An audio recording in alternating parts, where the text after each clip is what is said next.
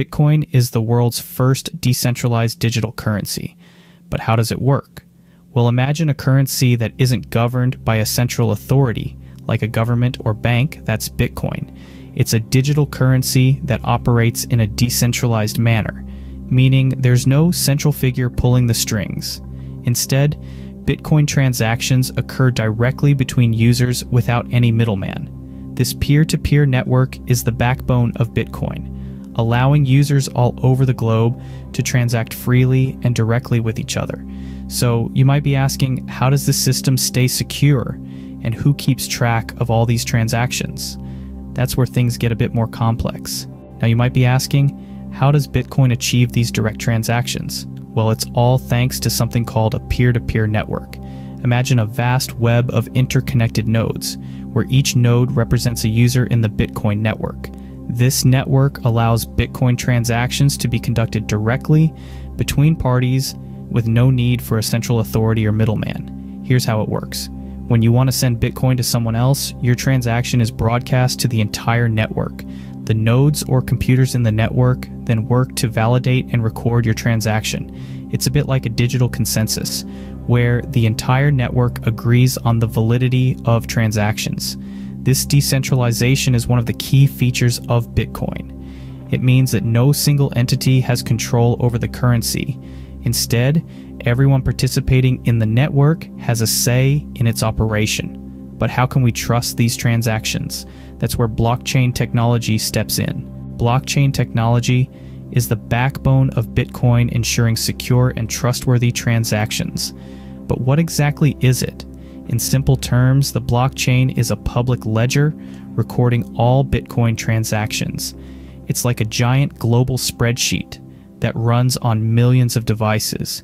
Every time a Bitcoin transaction takes place, a record of it is added to a block.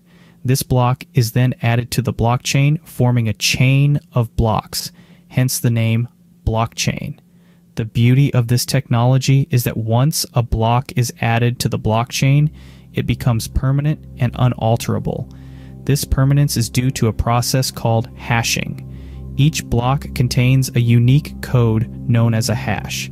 This hash is derived from the information in the block and is also influenced by the hash from the previous block. This chaining of hashes creates a secure and tamper-proof record of all transactions. So if someone tries to alter a transaction in a block, the hash for that block will change. This change will be noticed because it won't match the hash stored in the next block, alerting the network to the discrepancy. But who verifies these transactions and adds them to the blockchain? The answer is Bitcoin miners. Bitcoin miners are like the auditors of the cryptocurrency world. They validate new transactions and record them on the global ledger known as the blockchain.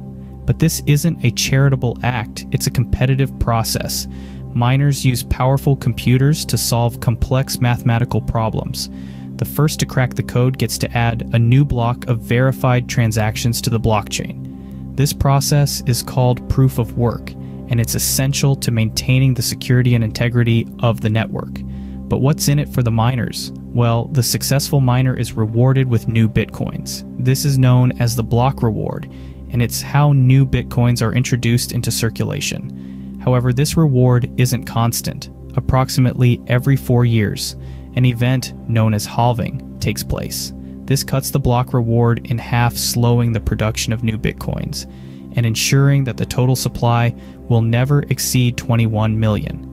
The last bitcoin is expected to be mined around the year 2140. Finally, where do you store your bitcoins? In a Bitcoin wallet, of course. A Bitcoin wallet isn't like your typical leather billfold.